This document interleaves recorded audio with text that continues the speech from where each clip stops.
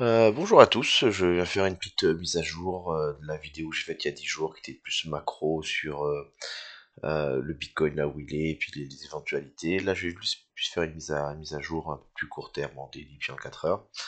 Donc d'abord globalement actuellement, après une poussée très importante, où on est venu prendre le précédent sommet, on a fait un ATH, on est en phase de consolidation. Cette consolidation est relativement longue, hein, si vous regardez par rapport aux phases précédentes, on est quand même sur quelque chose qui est relativement long. Plus une consolidation est longue, plus la volatilité lors de la fin de cette consolidation devrait être importante. On ne sait pas encore dans quel sens ça va, voilà, mais c'est ce qu'il faut retenir.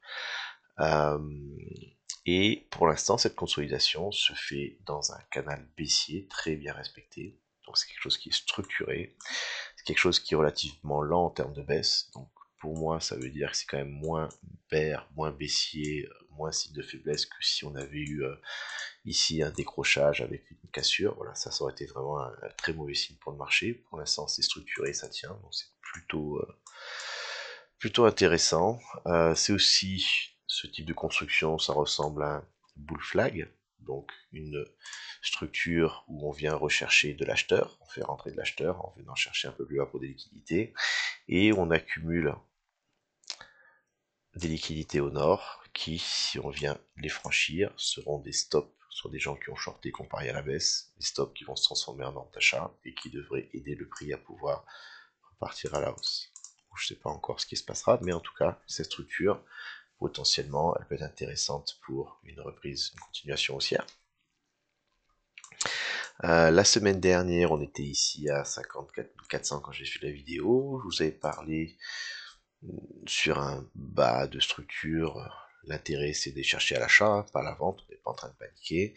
Et on voulait voir, du coup, typiquement ici, on avait une zone intéressante avec potentiellement une épaule, tête, épaule inversée qui tombe sur un niveau horizontal long terme.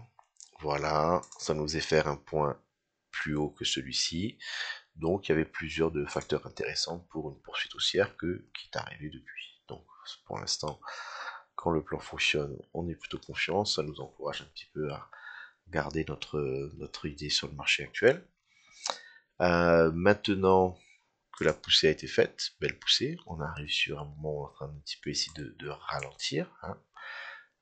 On va donc venir plutôt sur du plus court terme. Je vais essayer de faire relativement vite, sinon ça va être un petit peu long. Donc ce qui est intéressant, c'est qu'on a actuellement une structure haussière intacte sur du local, ok, qui a déjà existé par le passé, hein. Donc voilà. Cette structure donc, nous dit donc pour l'instant, ben, les signes sont plutôt à la poursuite, la continuation haussière. Par contre, on est en train d'arriver sur une résistance. Résistance qui est liée à plusieurs éléments. D'abord, on est sûr par rapport à ce mouvement-là, on est encore un petit peu sur la zone du Fibo. On a également, en termes de volume exécuté depuis la TH, ce trait bleu, c'est le prix moyen. Actuellement, on est sur ce prix moyen qui, parfois, regardez, c'est une zone intéressante. Support, perdu, résistance, ça passe en support. Voilà, ça passe en support, résistance, résistance, actuellement résistance. Si on le franchit, ce sera un signe plutôt positif. Et si je regarde tout le volume qui est exécuté ici, actuellement, on est sur une zone de volume, donc ça ralentit, mais la cible pour moi elle est là-haut. Voilà, donc je suis pas du tout intéressé pour trade ici. Ici, on est au milieu de nulle part. C'est une zone qui pour moi n'est pas intéressante. J'attends d'avoir quelque chose de la probabilité, donc j'attends de revoir typiquement sur de la structure aussi bien dessinée, un retour sur les bornes.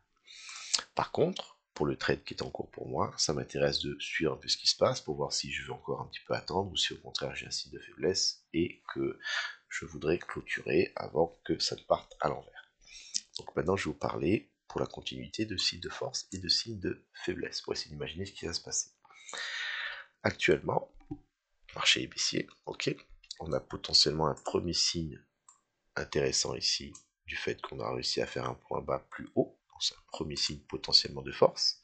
On est toujours bloqué par ce sommet, donc on n'a pas de deuxième indicateur, mais lorsque vous voyez une construction où on vient aussi près du sommet précédent sans le prendre, alors ça, le marché, moi j'ai la conviction très très forte qu'on va venir au moins venir prendre ce sommet-là. Et en plus, il y a un ralentissement sur du court terme, on devrait avoir ça, prise de liquidité et titre réjection probablement court terme qui pourrait déboucher sur un retour sur le bas de petit range pour après pourquoi pas repartir à la hausse. Mais voilà, personnellement, de mon expérience, je m'attendrais à un truc comme ça ici.